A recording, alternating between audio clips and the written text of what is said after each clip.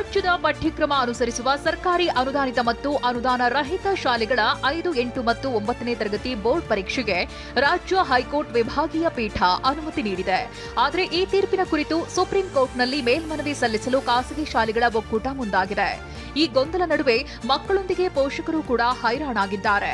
Stress ಅಲ್ಲಿ ಮಕ್ಕಳಿರ್ತಾರೆ. ಈ ವಯಸ್ಸಲ್ಲಿ ಮಕ್ಕಳಿಗೆ ಇಷ್ಟು ಸ್ಟ್ರೆಸ್ ಕೊಡೋದು ಸರಿನಾ? ಅವ್ರ ಭವಿಷ್ಯ ಏನಾಗಬೇಕು ಮುಂದಕ್ಕೆ ಹೋಗಿ?